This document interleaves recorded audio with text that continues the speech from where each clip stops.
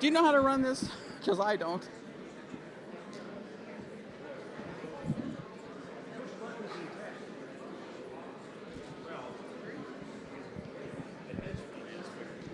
Hello? No. Is this, can you hear me? No.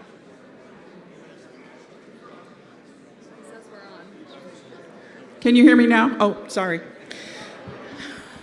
Before we get started, I'd like to ask everyone to please bring up today's agenda on your phone. If you got that, it was in both the Sunday message in HOA 1 and the Monday message in HOA 2. And if you don't have that, we have someone here who will give you an agenda. If you raise your hand, we'll pass them out until they're gone.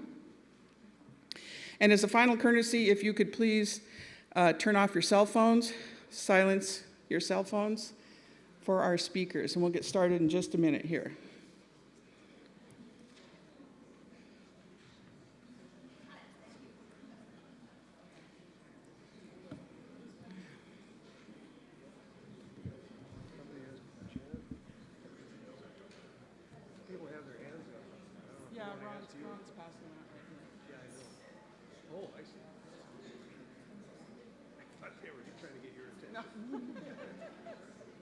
Maybe they are, but I'm ignoring. I can't see very well. This light is blinding. The light is too much.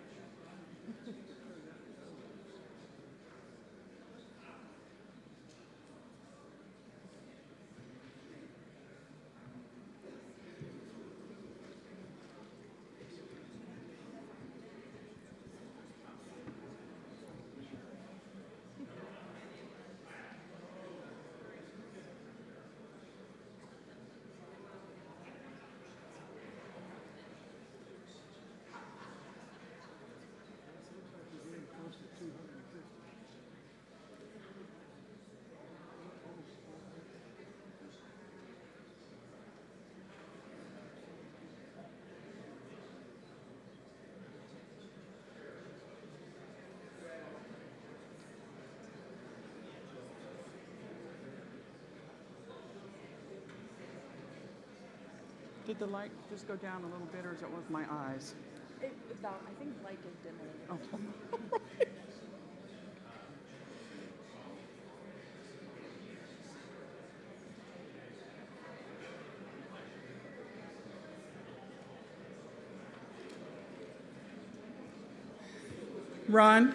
Ron, there's a gentleman over here who's had his hand up for a while. You can give him one, maybe.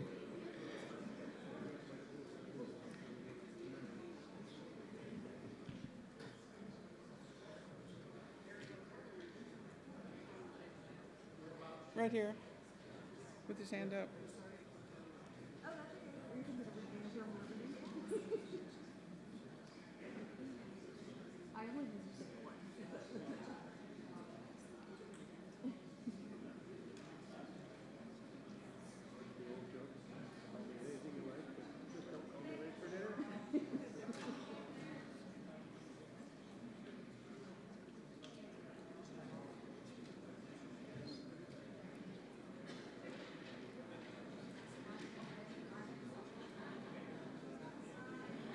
Okay, I think we've about given out our last agenda. So I want to welcome you all here today. My name is Jan Howard, and I am chair of Saddlebrook's Public Affairs Commission. We are a group of 8 homeowners, 4 from HOA 1 and 4 from HOA 2. And our charge is to focus on government and quasi-governmental issues and projects and things that might affect Saddlebrook. So one of the reasons we're here today is because JW Water rate case affects Saddlebrook homeowners. I wanted to give you 3 examples of things that we've done this year. In October, I don't know how many of you came to the Arizona Attorney General was here and spoke to us about frauds and scams. It was very well received, lots of good questions. And some of the questions or comments folks made, the AG's office has gone back and incorporated those into their presentations. So that's great for Saddlebrook. Another thing we just did recently was the town of Oro Valley in HOA2 sent out a survey, and I hope many of you in HOA2 took that survey. And as one of the largest, closest neighbors to Oro Valley, they want to partner with Saddlebrook to improve things like shopping and dining and medical services. So we're working with them on that. And one of the last things, well, we're doing more than just these three, but one of the last things is Firewise. I'm sure you've seen that in both HOA's newspapers and messages with our little wise eye owl. We're right in the middle of getting Saddlebrook certified with the National Fire Protection Agency, and we're working on that very hard. We're also looking for volunteers because each HOA is going to set up a Firewise Council. So if you're interested in volunteering, let me know, let somebody in administration know, and we can get you hooked up with that. So, given that, I will now introduce Tom Brothen, who is a member of SPAC, as we call ourselves, and he will handle the rest of our presentation today. Thank you for coming.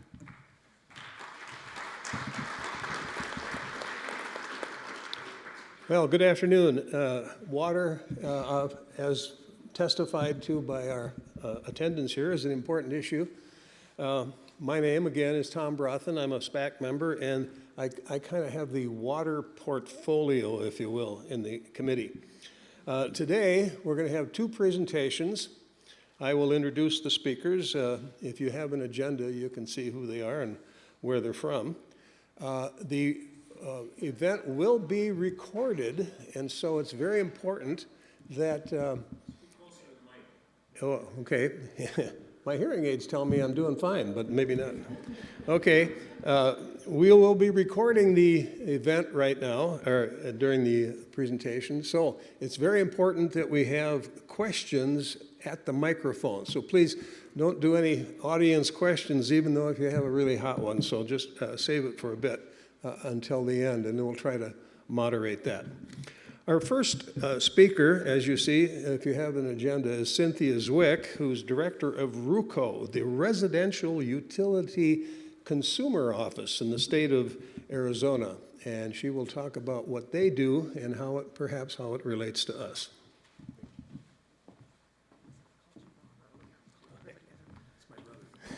Good afternoon. I want to thank Tom and Jan for the invitation to come down here today. It's my first trip to Saddlebrook, and I love what I'm seeing, so I thank you for allowing me some time here today. As Tom said, you can switch the slide, please. I'm with the Residential Utility Consumer Office. We were established in 1983 by the legislature to serve as public advocates representing residential customers in utility rate cases. I'm appointed by the governor. Every director is appointed by the governor. And we have a team of 10 people today to address all of the cases that we're able to handle that come before us that are filed. And I'll talk a little bit more about those cases in a second. Next slide, please. I also want to just talk a little bit about the Arizona Corporation Commission because they are the group that is elected by all of you in this room, by all residents throughout the state, and they are the ones who make the decisions in every single rate case, investor-owned utility rate cases that come before them, including this rate case. There are 5 members that are elected. The chair is Kevin Thompson, the vice chair is Nick Myers, and then you can see the names Leah Marcus Peterson, who is from Tucson, Renee Lopez, and Rachel Walden all serve. Rachel, Renee, and Leah were just elected a year ago to 4-year terms, and Nick and Kevin Thompson are up for re-election next November. They are a constitutionally formed body. They're required to set utility rates for investor-owned utilities, and as I indicated, are the ultimate decision makers in all of the cases that come before them. They regulate water, wastewater, telecommunications, gas, and electric utilities. Next slide, please. The commission also has a team of staff members that serve in a variety of capacities, but the one that's most relevant to today is the Utilities Division. The executive director of the commission is a man by the name of Doug Clark. There are 9 divisions, but as I said, Utilities Division is the most relevant to this case. Renee Palladino and Britt Baxter serve as the 2 co-chairs. They've been there for a number of years and are incredibly good at what they do. They have a lot of expertise and are on the lookout for a balanced outcome in the cases that come before them. Next slide, please. So I want to talk a little bit about how rate cases actually get processed through the commission. Because it's a lengthy process. They can take anywhere from 12 to 24 months. Most of them are running a little bit longer these days. I'm not quite sure if this one will take quite as long, but I want to talk a little bit about what the process is and what the issues are. So generally, the commonly disputed issues in a case are which expenses should be charged in rates to customers, what a normal or prudent level of expense should be, whether the utilities investment in physical facilities were prudently made, if the decision was prudently made and the investment was prudent, how much of a return the utility shareholders should receive as an outcome of the case, and how the cost of providing service should be allocated. That's how the revenue requirement gets divided up among all the customers, so all of the costs get divided up ultimately. Next slide, please. So the case starts when a company files an application with the Corporation Commission. And I haven't read through all of the JW Water case down here, but I can tell you some of the cases are like half a foot deep, and there's like 5 of them. This case is not that lengthy, but they're intensive, they're paper intensive, and they're data intensive documents. Once the application is filed, the staff reviews the application and determines sufficiency, which means it can move forward in the process. Once that happens, everybody who has an interest, anybody who wants to be a party in the case can intervene. That's when AZRUCO would intervene on behalf of customers in appropriate cases. And then there are up to 5 rounds of testimony filed. So if you're an intervener, the application is actually the testimony and the arguments that the company makes on behalf of itself to raise rates. And it presents all of the financials that are included in the case, which then all the parties have an opportunity to evaluate. So typically an intervener like AZRUCO would go in and look at every single aspect and provide its own testimony in the case to respond to what the company is requesting. I can tell you it's very rare that we agree with what the company is proposing. There are certain issues occasionally that we agree on, but usually the big issues we disagree. I should also say before I go any further, we are not intervening in this case, and we can talk a little bit about why in a second. As I said, there are up to 5 rounds of testimony, so everybody gets a chance to sort of respond to one another's arguments. And there is also a process for public comment that takes place throughout the case, and I'll give you those dates in a second. The public comments in this case begin in June of next year, so you have an opportunity. You can actually weigh in any time, but there will be public comment sessions where you can articulate verbally any comments you have about the company's request, good or bad, want to make recommendations for modifications, whatever you sort of want to have happen there. And then a formal hearing will take place that's overseen and run by an administrative law judge. And like the staff, the administrative law judges, most of them have been there for quite a while, and again, are really knowledgeable. They're very good, and they really understand all of the issues in a case as they come forward. Next slide, please. So the hearing, as I mentioned, can take, depending on the size of the case, can take anywhere from 2 to 3 days to 2 months. I believe this case is set for a week. I think it's set for 5 days in June.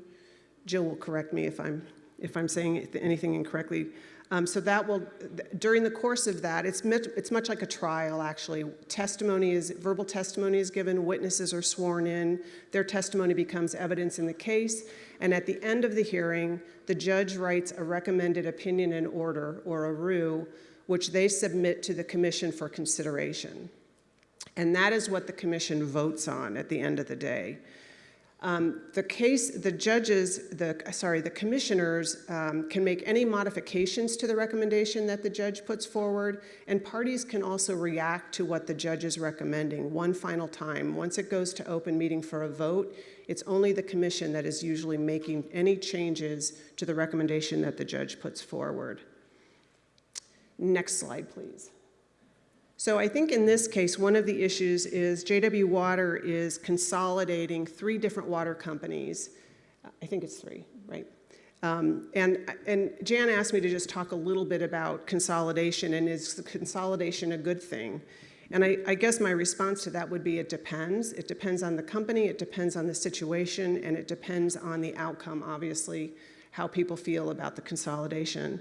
But essentially, it's the merging of 2 or more water utility divisions, which are currently on different rate structures and in different geographic areas, into one company, which is what's happening here. It means that all divisions are charged the same rates, essentially, for utility service. That can vary on occasion, but typically there's sort of a standard request. And the goal is to achieve economies of scale to improve operational efficiency, like reducing administrative costs, to mitigate debilitating rate increases for smaller systems that need expensive infrastructure investments, and several other reasons. But it really is to sort of consolidate in order to create efficiencies in operational for operations for the company. Next slide, please.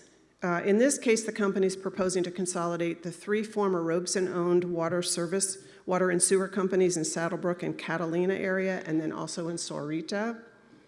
It's Lago del Oro, Quail Creek, and Ridgeview Utility Company, which are all probably very familiar to you. Next slide, please. And here's the bottom line on what the consolidation scenario looks like. This is coming from testimony that the company's provided. And again, all of this is up for discussion and negotiation and testimony in the cases. Next slide, please.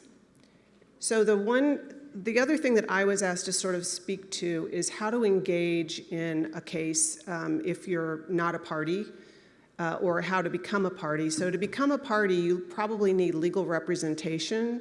You can represent yourself, but the ins and outs of that can be a little bit complicated, but it has been done, and some individuals who have intervened have been extremely effective in doing so. But if you aren't going to intervene in the case and become an official party, there are a bunch of ways to get involved and make your voices heard. And I would encourage any of you, all of you who have any kind of interest in this case, whether it's positive or negative, to let people know what your opinion is about the outcome. And if you have suggestions for the commission on how the outcome ought to be sort of modified, I would encourage you to do that as well. So again, you can see them on the screen. There are a bunch of ways to do that.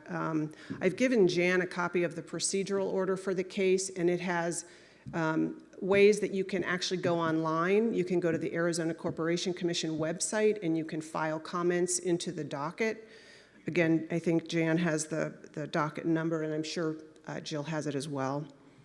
You can write letters to the commissioners. If you do that, they will place them into the docket.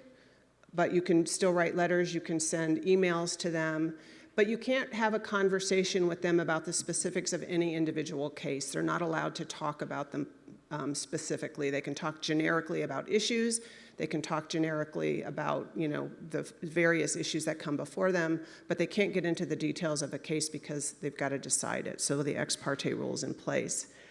You can sign and circulate petitions. In a community like this, that may be an effective way to communicate and express what the concerns are or express what the positive comments are about the company and the request that's being made. You can hold educational forums, such as this. And the other thing you can do, not necessarily in the midst of a case, but I really recommend if you have an opportunity to invite the commissioners here for conversation outside of the context of a case, or go and visit them in Phoenix. One of the things we hear often when cases are being decided is we haven't heard from anybody. We haven't heard from anybody, and the assumption then is all is well. And so if that's not the case, I would ask you to reach out. Likewise, if it is the case and you're comfortable with what the request is and how this case is going, you should let them know that as well. I think it's very helpful. The other thing you may want to do in certain instances is reach out to your local legislators. They often care a lot about what's happening in your communities, obviously, and they care a lot about what's happening at the commission. And I think all of us have seen electricity rates go up. We've seen water rates beginning to go up now. And so just letting people know in the community that are elected that can support you, it's always important to keep the word out, let people know how you're feeling. And then my last slide is how to follow the docket. And again, I don't want to task Jan with anything. I can certainly share. But this is how you can access the comments to make a comment in the docket. You can go in and you can read the testimony online. All of it's electronic at this point. And so if there's any information that you need or any information that you'd like, that's where you can find it. And you can always also reach out to us. We're happy to point you in the right direction if that's helpful. The public comment sessions are June 9th from 5:30 to 6. I think they'll extend that if people show up. They've had some recently where there haven't been very many people, so it's a fairly consolidated time frame. And then the second one is on June 15th. And frankly, I think that's a really important time to show up because all the parties are present and everyone will hear your comments as they're made. You can call in, you can do WebEx, you can come to, I think this will be in Tucson, the hearing will be in Tucson, so you can attend in person in Tucson and do that as well. And you can sit through the case if you have an interest in doing that. So I want to thank you. Could you, one more slide, please? There you go, sorry about that. I did want to say, I indicated that we weren't able to intervene in this case. We have 10 people on our staff, and we're expecting 42 cases to be filed within this next year. We currently are addressing 8 of them. One of the first 2 years I was in this position, we had 3 total. We have 8 this year. And so we have 10 people, as I said, so we're just really not able to engage in all of the ways that we would like to. But we're certainly here as a resource, and we'll certainly provide any support that we can outside of the case. Thank you.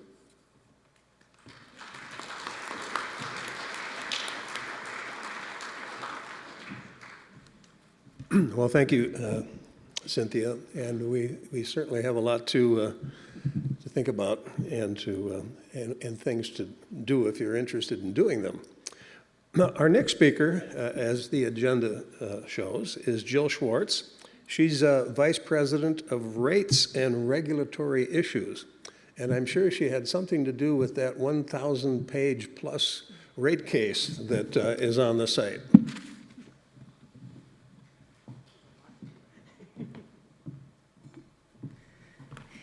Thanks, Tom. Good to see everyone again. If you were here earlier this year, I came down and introduced JW to all of you, so it's always nice to come back and see your friendly faces. So by now, you've heard and you've probably hopefully received the letter in the mail indicating that we filed a rate case in August. Do you have the slides?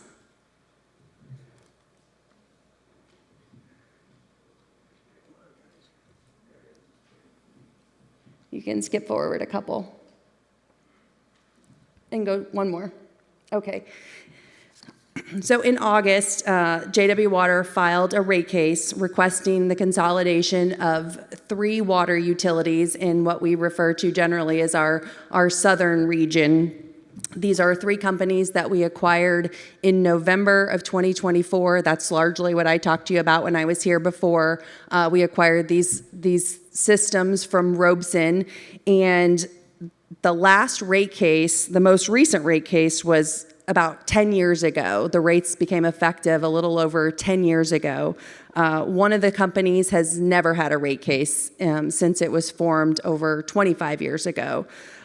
So we thought it's time. It's usually good to bring forward the utilities, have them reviewed on a regular basis, just to make sure that the rates are appropriate, and then hopefully avoid any rate shock, as some people like to refer to it, when it's been a long time, a company has stayed out for a very long time and then have to come in for a very large increase. As you can see, each company has its own standalone revenue requirement. That's part of the process when we file this application. That's partly why it's, 10 to 12 inches thick in paper. It's because we have to file what each company looks like on a standalone basis, and then if we're proposing to consolidate, what that consolidated presentation looks like. So in this case, for the Lago customers on a standalone basis, they would see on average, this is just a total system average, so not individual residential customers, it's just for the system as a whole, a 28% increase. On a consolidated basis, the consolidated increase is just under 38%. Again, well, not again, because I haven't said it yet, but I think it maybe you'll see it a little bit later. This is one step in JW's long-term strategy for rate case consolidation and stabilization. So we believe that there are benefits to customers, not in every situation, like Cynthia mentioned, not every situation is ripe for consolidation, but we're taking a hard look at all of our utility companies, and we believe that this is a long-term solution to help stabilize rate increases and help mitigate future increases for customers. So it allows us to spread future increases amongst all customers over a much larger customer base. So this is one step in our long-term strategy. If you can go to the next slide, please.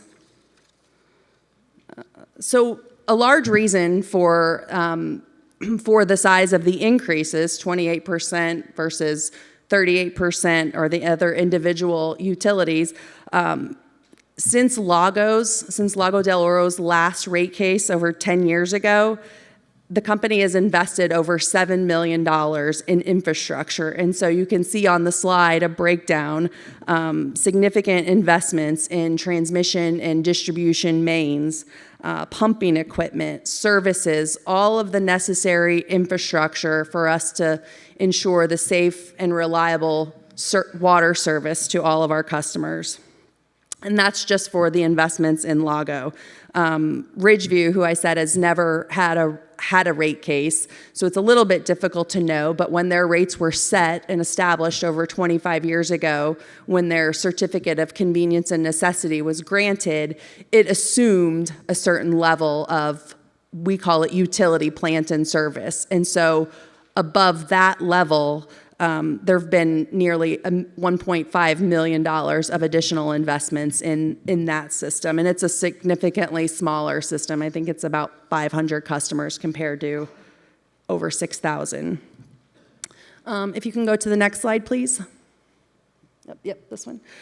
So this is just a breakdown of the current rates, and so the first three columns, the Lago, Ridgeview, Quail Creek, that say current, are their existing rates. And so you can see Ridgeview has a little bit of a different rate structure.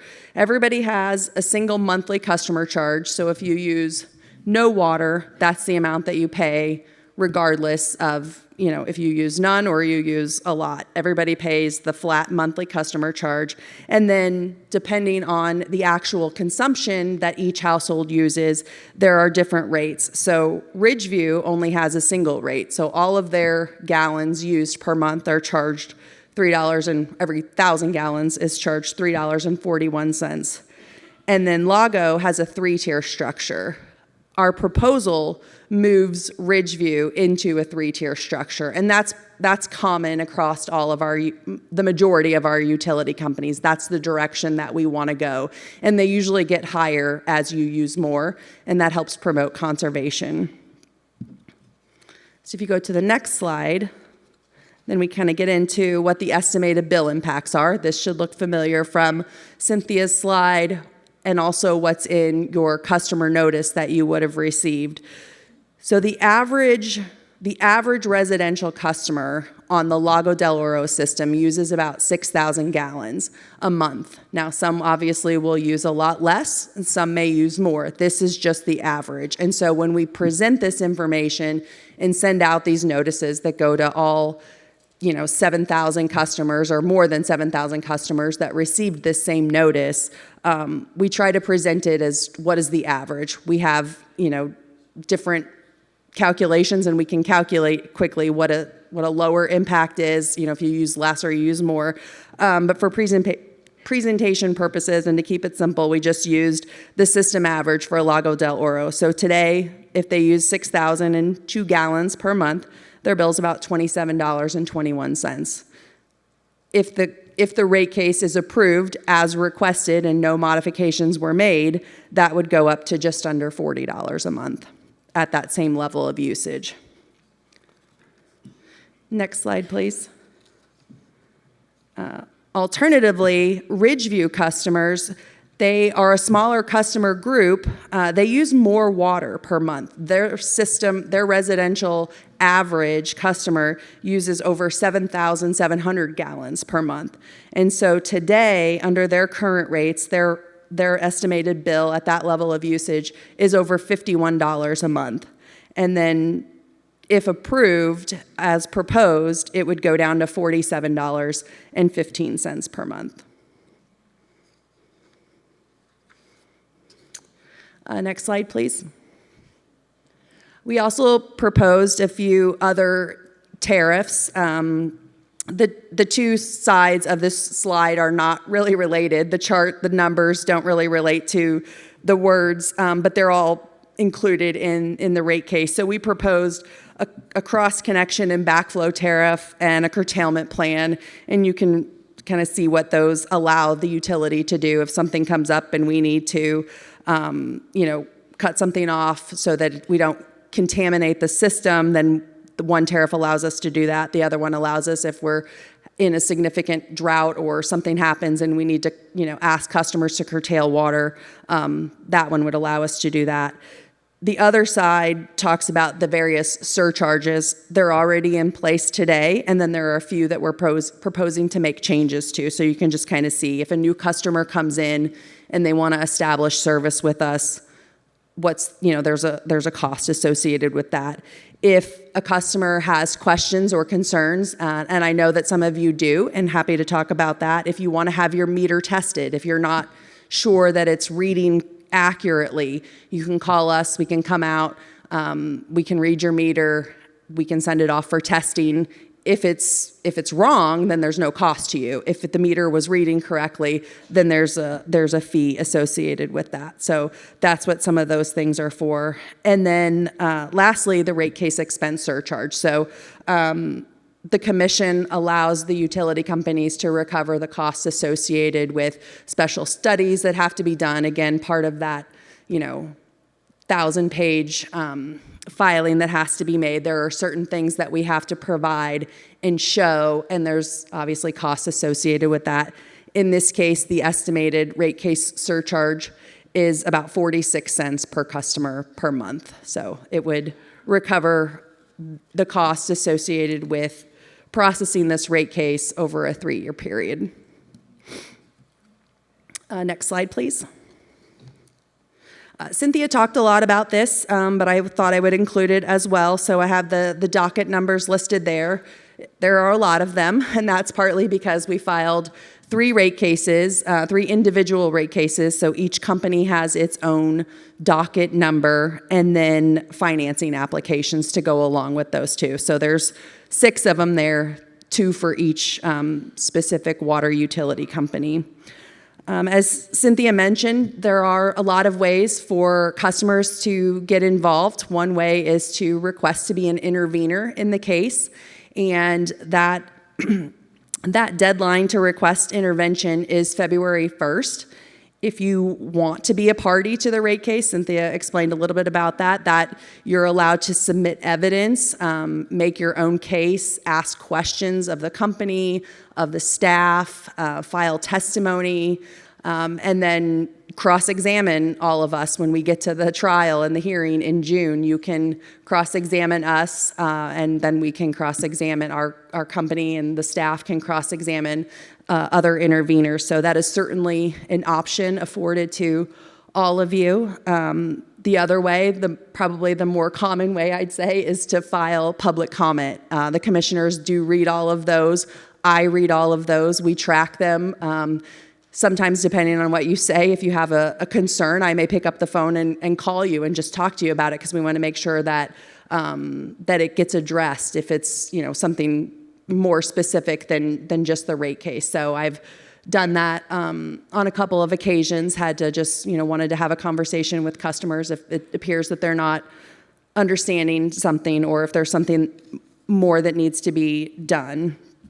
So we definitely read those. And there are ways, I put the website on here so you can go online and submit comments in the docket directly. Like Cynthia said, you can also file letters. We've seen those letters come from customers to the commissioners, and then they submit those into the docket.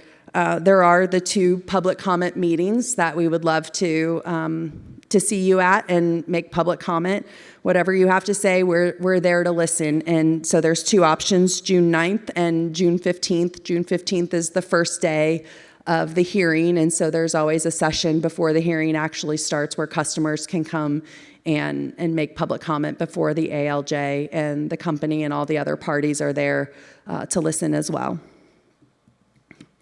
This, I think Cynthia mentioned it, but I do want to reiterate too, a lot of times the hearings are held in the commission's offices in Phoenix, but we are actually holding this one in Tucson, so it's a little bit closer for you. The public comment sessions will also be in Tucson, so if you want to make the shorter drive to Tucson, we would love to see you there. Next slide, please.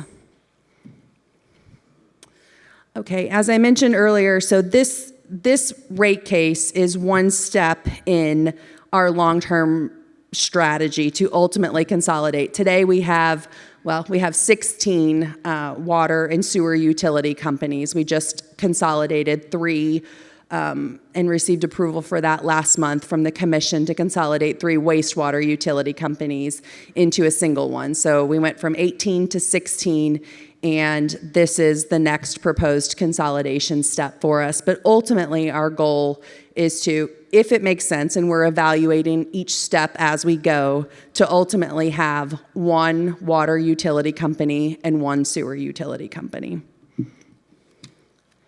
Next slide, please.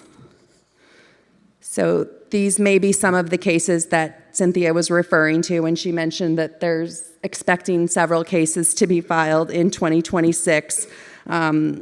We are in December, so we're going to be filing another case, not for any of the utility companies that serve you, but for another one of our utility companies in the Sun Lakes area in December. And then in 2026, we have several other cases, and you can kind of see the ones with the dashed line around them are future opportunities for potential consolidation too. It's all very early in the planning stages and a lot still to evaluate and consider, but this is the high-level plan. Next slide.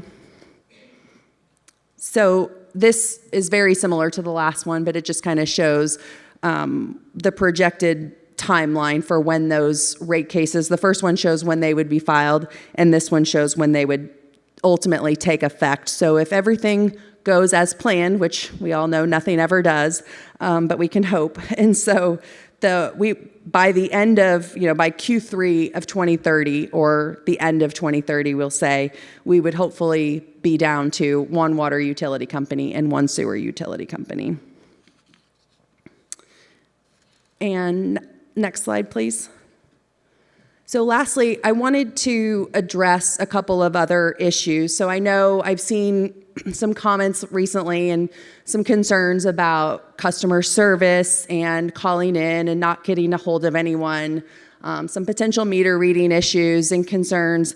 Our customer service manager couldn't be here today. We're in the middle of getting ready to do the next billing cycle. And we have had certainly some issues recently, and I want you to know that we're very much aware of them, and we're working really hard to get through them. We do appreciate your calls and your patience as we work through them. So not to make too many excuses, but just to let you know, we've recently had some issues with our postal delivery service and some delays and mail being put in wrong places and things getting posted to wrong systems, and when we went through a system transition. So we're getting it lined out. We've had a significant backlog of calls, and I think, as I was told this morning, hopefully if you've left voicemails or messages for our customer service reps, I think they're getting pretty caught up. So if you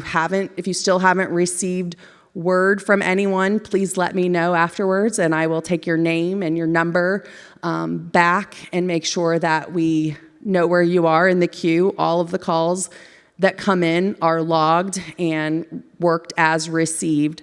So we're working very aggressively, but we are, in the process of building up the customer service team, and we've nearly doubled the staff in the last just month. So getting them up to speed has taken a little bit of time, and then also with the return of some of the seasonal residents has created some additional calls that we're trying to work through. So again, I appreciate your patience, and if you have not received a return call, please see me afterwards so I can get your name and number and hopefully your email address. That's another way that's really helpful for us if we have email addresses on file.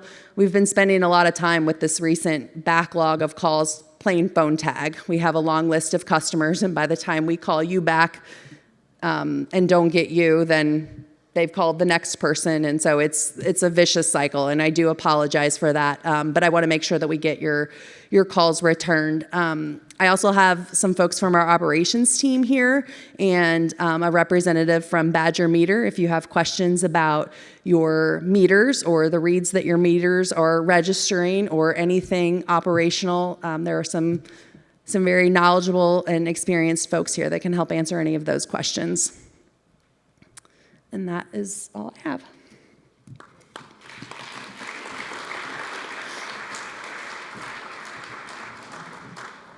Well, we have question period, and we have one microphone, and you have two. So if anyone has questions, please migrate down to the microphones, and I'll try to keep track of who's there first and give the microphone to the person who can answer it. Yeah. Yes, we're on here. Yeah. You mentioned there were people here about meters, and you said that the average usage was 6,000 gallons, average, until they replaced my meter, and the usage went from 6,000 to over 18,000. Now, when I called the lady at Lago d'Oro, they sent out a technician. He had like a manual gauge, and he said that it looks like it was correct. So what I don't understand is I've been average for 19 years that I've lived here. Could the other meters be bad for 19 years and not registering properly? And suddenly we have a new meter that registers 3 times as much? I think maybe we are our meter expert. If you'll come down to the microphone and try to answer that question, maybe that'll work for us. Yeah, go ahead. Thank you. So I'm Dominic Fenton. I'm with Badger Meter.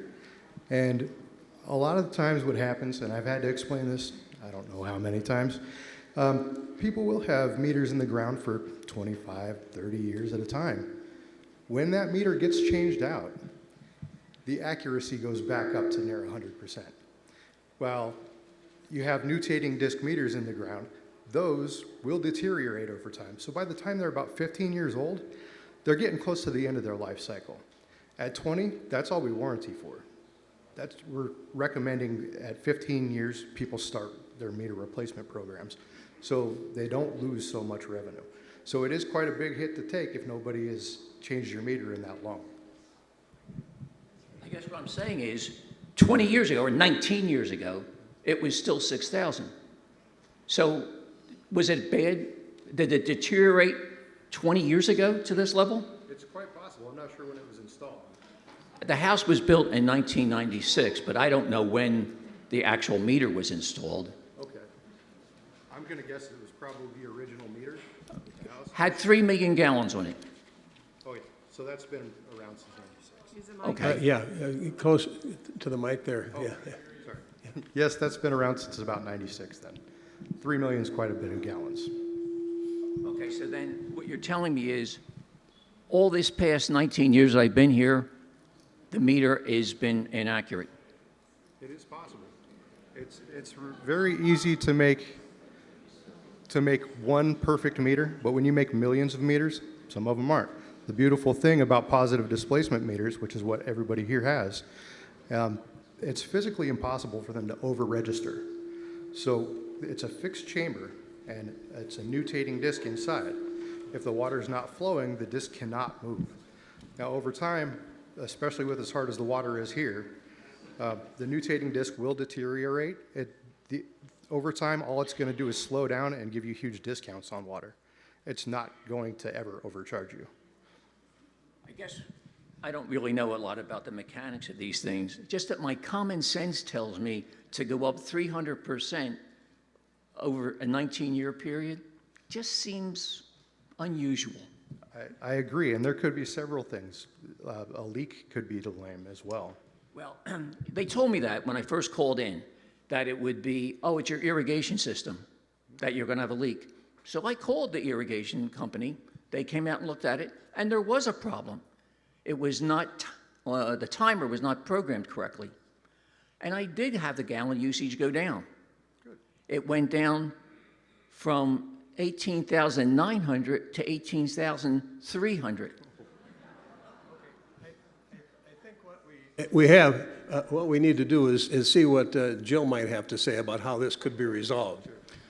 Well, I was just going to say maybe we should take this offline and certainly make sure that we have your information. It sounds like we've already been out there, but to the extent that it's not resolved, I would like to have your name and your number and your information so that we can just check it on in the system. I'm sure Ed and Trevor would like to, have a conversation with you too as well and see if there's more that we can come out and look at and investigate.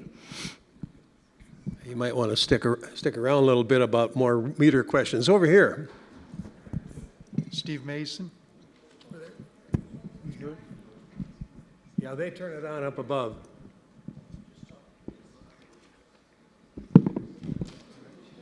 I guess I'll try it this way. You can hear me? One, I thank you for your information today. It saved a lot of work that I did trying to come up with some ideas, what the comparison was. At current rates, I figured that with Ridgeview, for each dollar spent, we got 150 gallons per water. With Lago del Oro, they got 220. The consolidated proposal, which I think is great. My question is, how did you come up with the standalone? With Ridgeview, a standalone would be a 71% increase, and a dollar would buy 88 gallons worth of water versus Lago del Oro's 197. Is there a concern that we might do a standalone rate increase? Thank you. Thank you. So when we want to consolidate, we have to present each utility company on a standalone basis in case any intervener wants to oppose consolidation or the commission doesn't think that consolidation is appropriate or warranted. So when we look at the books and records and the individual customer bases, usage levels for each individual system. So Lago's individual standalone rates, current, and then the proposed ones that are in the letters that you guys received, that's all based on Lago's own individual investments, expenses, customers, usage levels, everything individually for each system, Lago, Ridgeview, and Quail Creek. And then when we consolidate it, we literally just add it all together. We add all the investments, the expenses, and then divide it by a bigger customer base and get a different average. Now, we present it because each community, each user is a little bit different, but the communities are a little bit different too, as you can see from the individual averages. Lago customers average about 6,000 gallons per month, while Ridgeview customers use a lot more water for some reason I can't explain. Ed and Trevor may know better than I do, but each system is just a little bit different. So we present those based on each system's average because we assume if you're a customer of Lago del Oro, an average customer, whether the rates are standalone or consolidated, old or new, you're probably still going to use that same level. And so we try to present different scenarios, but everything is calculated based on the individual books and records for each company on a standalone basis, and then just adding them together to get a consolidated view. Okay, but I tried to figure it on a per gallon usage, and if they do standalone, you're going to say that we're going to pay over twice as much in Ridgeview if they don't consolidate? So on an unconsolidated basis, let me see if I don't know if I have those with me. The numbers I came up with, and I'm not a mathematician, so I could stand to be corrected. If it was a standalone increase, we would receive 88 gallons for a dollar spent, and Quail Creek would receive 197 gallons. So in other words, we'd be paying over twice as much per gallon of water on a standalone basis. I'd have to look at that closer. I mean, I can look at that and get back to you and answer your question more specifically. I don't have I do have my computer with me, but not up and ready to calculate that. But yeah, so everything is just we present it on an individual basis, but what we are requesting, just so that it's clear, our request to the commission is to consolidate the three systems. We have to show you what it would look like if they're not consolidated, but we are requesting that the commission consolidate the rates. But if you see me afterwards, thank you for taking the time to see us today. Sure. If you want to talk more about it, just come find me afterwards, and I'm happy to get back to you with the math. Yeah, it's complicated down here. Have you already bought Saddlebrook Utility, the sewer company? Yes, we acquired that utility company at the same time as Lago and Ridgeview and Quail Creek and the others. Okay, thanks. Mm-hmm. Greg Cahill, Unit 46, Lot 138. Just have a couple quick questions. Right now, I'm on automatic pay to Lago del Oro. Are you planning on keeping that system in place? Yes. Okay. And can you tell me JW Water's profit margin? Well, right now we're filing a rate case because we're not currently earning anywhere near our authorized returns. I don't know what they are. I don't have that particular piece of the filing right in front of me. Many of the companies, because they hadn't been in for over 10 years, are either operating at a net loss or just barely profitable. Thank you. Hi. Consolidating usually means blending staff and so on and so forth. And there's possibility of reduction in administrative staffing or duties like clerical, different systems might be one if you had multiple over different companies. When you consolidate, there has to be a reduction somewhere in overhead, administrative overhead. Would that translate into reduction in rate fees? That's a really great question. In the long term, that would be the goal. So when we ultimately get down to fewer rate cases, that's fewer rate cases. That's when we have fewer utility companies, that's fewer rate cases that we have to file. They're bigger when we do file them, but there are less of them, so there is some savings there. Today, these three companies plus 2 sewer utilities that are down in this region are all operated by the same the same general staff. So that is already happening, which is one reason why we do believe that it is reasonable to consolidate these three companies right now. But yes, as we continue to look at opportunities to consolidate over bigger customer bases, the goal would be to share some of those administrative costs, mainly the processing of rate cases. But if we have less rate cases to process, less annual reports to prepare, all kinds of administrative efficiencies to be gained. Okay, thank you. Did y'all record that? Down here. Yes, I have two questions. The first one I'll get out of the way real fast, and that is, okay, so you're going to do these rate cases for the water. How soon after that one's finished are you going to also do that for the sewer, and what do you expect will be the proposed amount that you would also add to our sewer? The schedule that I showed earlier, right now we're targeting Q2, so sometime by June 2026 is when we would propose to file, when we would file a rate case. We're targeting for a filing of a rate case. And then, as Cynthia said, they generally take about 12 months. That's been our experience as of late. Could go longer, could go quicker, but I don't expect it to go quicker. So new rates, new sewer rates wouldn't become effective until June, July, summer of 2027. And unfortunately, I don't have an estimate off the top of my head for what that might be. We haven't started preparing it, so I don't know yet what that might look like. But you've done this with other groups that you've consolidated.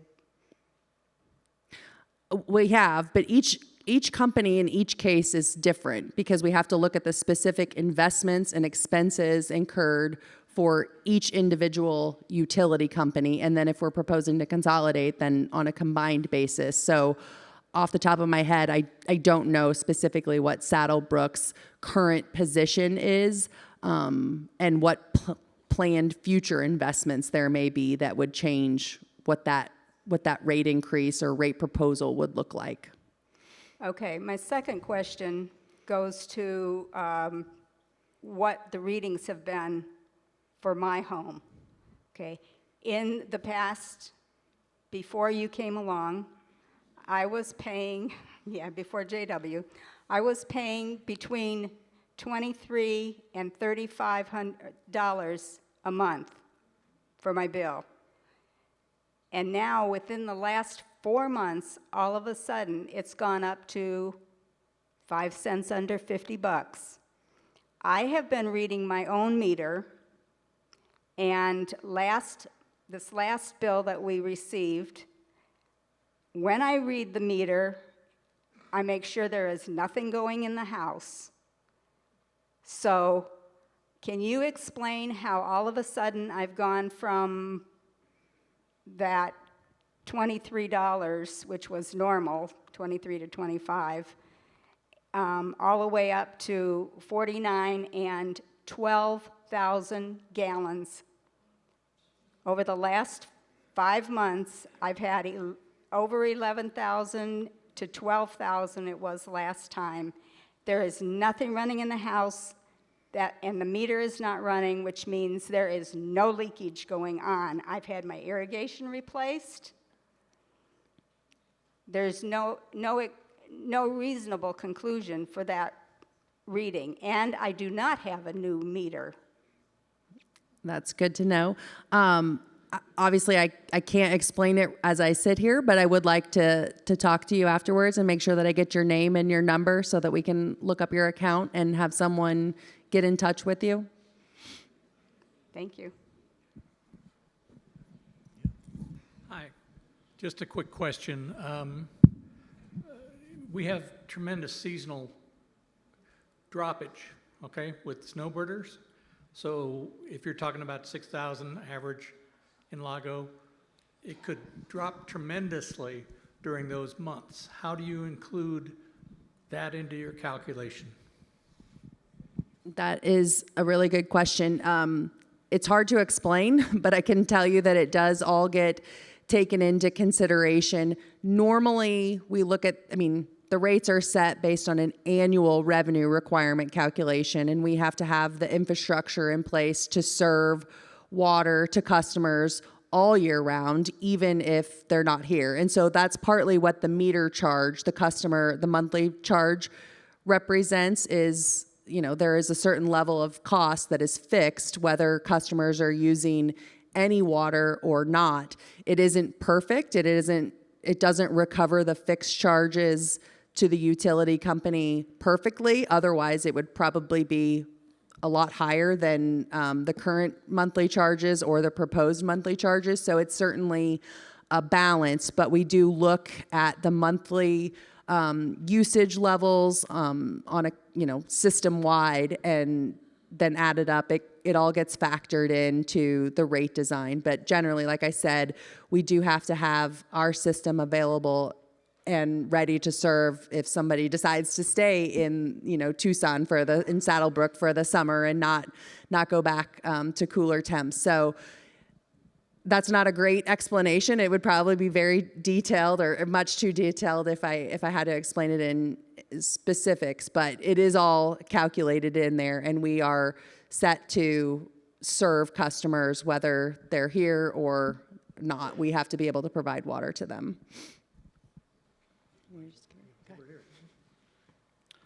Thank you. Ed Larson, HOA 1, Unit 18. I've been studying this application for some time, looking at a few things. During testimony during the application, Mr. Barrasso stated, Schedule H2, page 1 shows the golf courses will experience a rate increase at the average usage of 250 to 330%. So I looked up that schedule, Schedule H2, page 2. It shows for a 6-inch golf course line, percent increase 197.7%. 10-inch golf course line, 208.5%. Neighbors, HOA 1 buys a lot of water from JW Water. So we're going to incur this cost increase, not 37%, not 100%, but more like 200%. It's a little bit unreasonable. Last thing I wanted to point out here is I've been wondering about our water basins. I hear a lot about we're lacking water, water's getting depleted. So I started studying this, and the Saddlebrook area is in the upper Santa Cruz groundwater subbasin. Lago del Oro has 16 wells. They were drilled between 1963 and 2005. Interestingly, in the report, the ACA application, 13 of 16 wells show water levels in the report for the year 2024. They also show water levels for 2014. All 16 are blank. They simply left the data out. So I thought, why? What's up with these wells? So there's a database by the Department of Water Resources in Arizona, comes from the Arizona State University. Kyle Center for Water Policy at the Morrison Institute has built a very nice search engine. You can look online and look at the water basin status. I've got a bunch of data here. I'll only read one. The 10-year rate of change in our water basin below us here in Saddlebrook, the Santa Cruz Water Basin, over a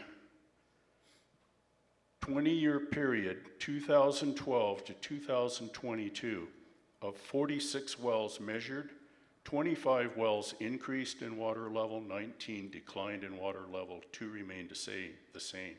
So our actual water basin increased by about 0.3 feet.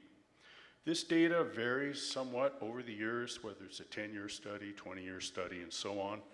Essentially, what I'm seeing is our water basin is stable. It's more or less stable right now. So it begs the question, why such a tremendous rate increase? Thank you.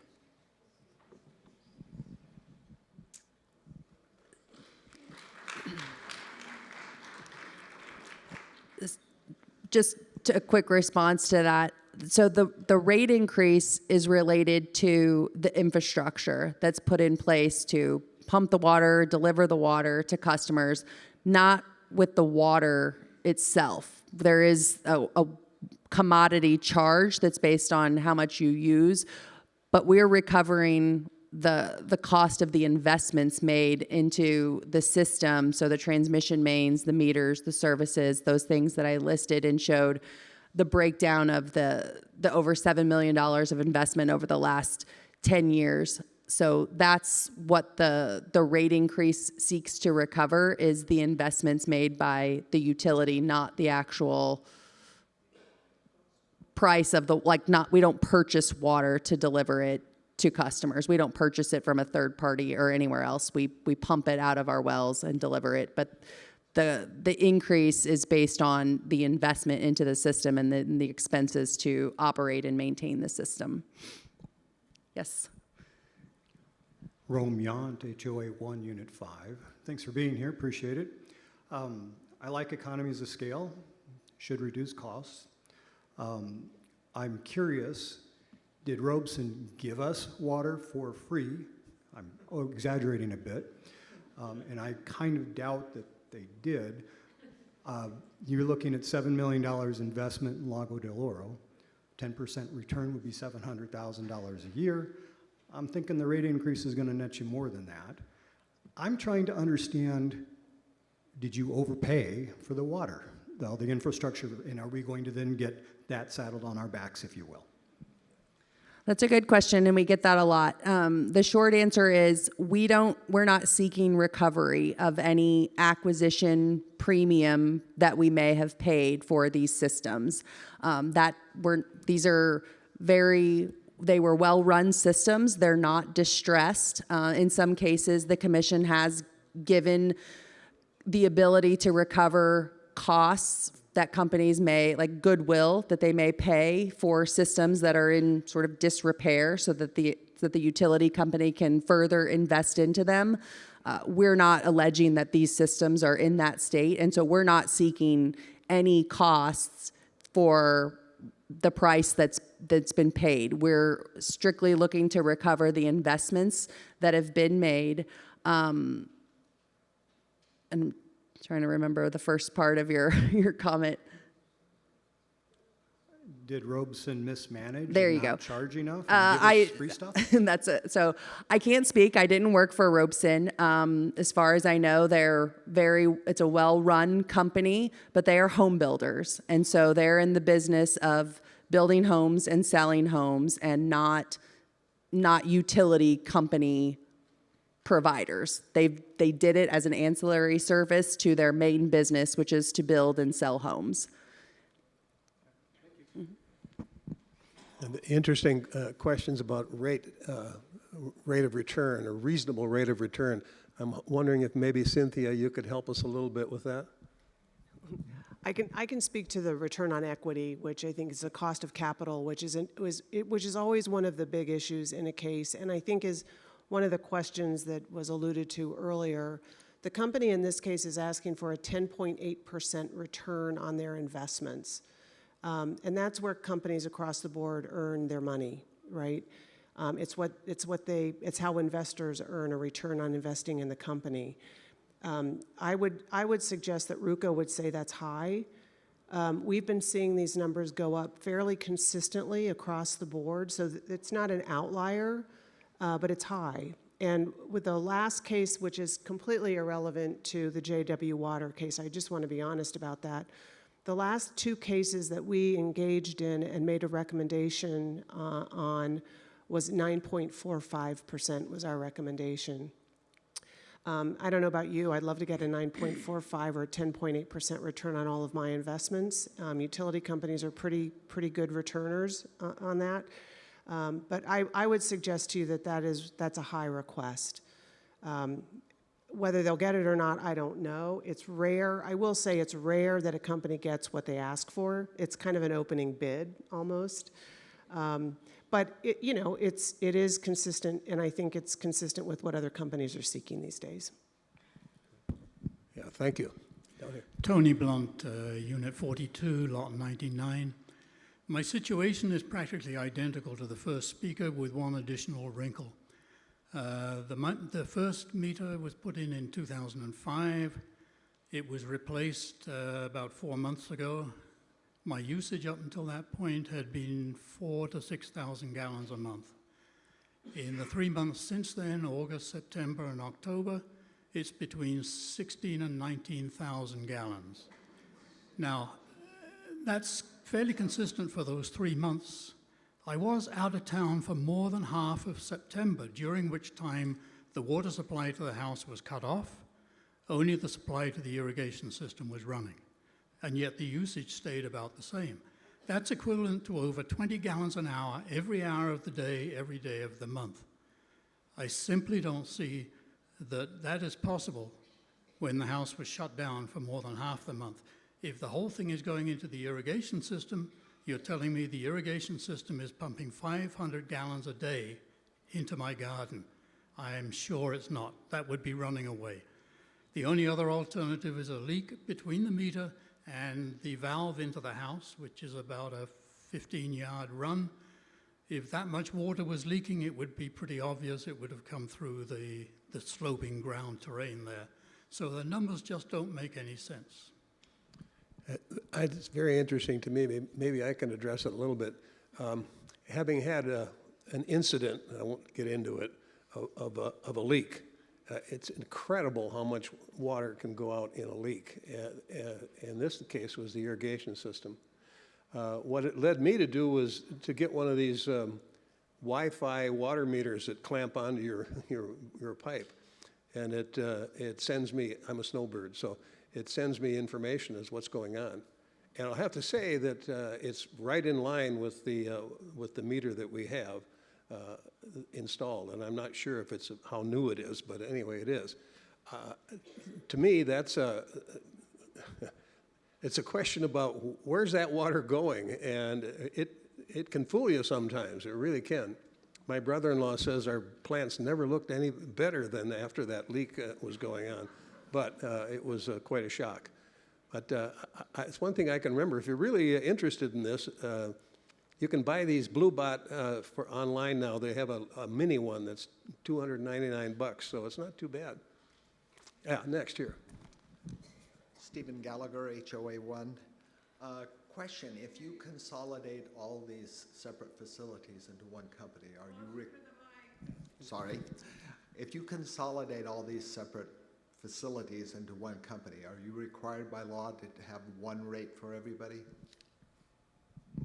Well, I think that would be our ultimate goal, to have a unified set of rates. But I think Cynthia said she's seen instances potentially in the past where that may not always be the case. Okay, so you're not required to do it. So, I don't believe that there's a requirement to do that. So that's just your desire. If you didn't consolidate them all into a single company, could each of the separate companies work with a central administrative office so you aren't duplicating administration in every one of these separate entities?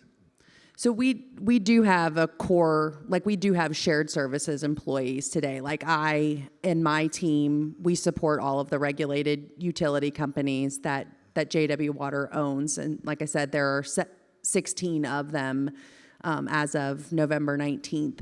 So we do have certain shared functions, finance and accounting, regulatory. Right now, billing is a little bit different. So we have an internal customer service and billing team that supports the utilities that were acquired from Robeson in November of '24. And then we have third-party vendors that do the billing and customer service for the other legacy JW companies, as I refer to them. Once we stabilize more and get our new customer service staff up to speed, get the system that we just recently migrated to in November, any of the kinks worked out, the goal will ultimately be to grow that team a little bit more and support all of the customers. So we serve about over 50,000 customers across the state of Arizona between water and sewer companies. And so ultimately, we want to bring that in-house and be able to serve that, function as a shared services function as well. But we do try to core up as much as we can and provide it to a broader base of customers. But the operations is pretty specific. We have to have people here available in the area. So to some extent, there are some certain functions like that can't fully be shared. Right, that's true, but people in the area here aren't really going to be, Quail Creek is 50 miles away from us. I doubt you're going to be running meter readers back and forth between Quail Creek and Robeson if you don't consolidate. If you do consolidate, you're still going to probably have people in those areas. So I can understand the desire to consolidate, but as far as make everybody paying the same rates, as a former computer programmer, I know you could have one billing system and it would have no problem designing it to have different rates for different entities. As you're proposing with a consolidated system right now, you're talking about HOA1, Lago de Oro, subsidizing Quail Creek in essence, because they don't have the largest facility, they don't have as many customers, and we're going to get a big rate increase. They're not. Personally, this is not going to hurt me if that happens. But I know there are a lot of people here where that kind of increase is going to be very hurtful to them. So I'd be happy to pay income taxes for the state to help out small water companies, so the users don't have to be hit by large rate increases. But it doesn't seem fair to simply say everybody who lives in Saddlebrook has to subsidize Quail Creek. So I find that extremely questionable as an approach. The other thing is the fact that JW Waters is owned by a foreign private equity firm. Now, I do a lot of reading, especially in the business section of the newspapers, and private equity companies are notorious, but they don't want a reasonable rate of return. They want an exorbitant rate of return, and they're notorious for sucking all the money, cash, out of companies they acquire, and then allowing them to go under. So that worries me a great deal, and I don't know whether the state or the Utilities Commission has any answer to that, but that worries me extremely. We could be very damaged by that. You want to tackle that? I'm not going to tackle that, but I would say that would be a great public comment to put into the docket and or to share at the start of the hearing. Yeah, I was going to make the same comment. Would you like to comment? I'll just address that a little bit. So that is a common theme. I've heard that before. You're not alone in that concern. I will say that JW Water, it does have, its ultimate parent company is a private equity company, a foreign private equity company, but JW Water is a Colorado corporation. Our CEO is a U.S. citizen, and all of the executive management team is from the United States. And we have an office. We opened an office in Phoenix, and so we're building out the company and the employee base in the U.S. Yeah, I think we might be getting close to our time here, but yeah. But we have two more questions. Can I do one response? Go ahead. I appreciate all that, but that's true of all the acquisitions by private equity companies, and ultimately they decide how things are done, not the local management team. Yeah. We're hoping you'll put that in a comment. Yes, over here. Good afternoon, everybody. Douglas Wolf, Saddlebrook. I'm also the Pinal County Assessor. I've been involved in the politics of this campaign, which is upcoming. The two candidates who are running against Nick and Kevin. I can tell you they were here about 2 months ago. They knew nothing about this rate case or anything about JW Water. There are 2 Republicans. They're running against 2 other Republicans who are already sitting. There's a lot of reasons they're running against them. Whoever wins this next fall will be on the commission and will be voting on our rate case. So I'm not urging you to do anything in particular as far as voting, but I want to ask you, does JW Water have a political action committee, and have they donated to ACC candidates in the past? We do not have a political action committee. I think there may be individuals who have donated on their own, but we do not, as a company, have a political action committee. We have a regulatory affairs person that we work with, mostly to help us review rate cases, stay up to date on things happening at the commission, but they're not going and lobbying on behalf of JW Water at the legislature for anything. Yes, we have one more question, I think. Bonnie Schneider, Saddlebrook 2, Unit 23. So you've done a lot on consolidating the water companies, and you're going to do a lot on the wastewater companies.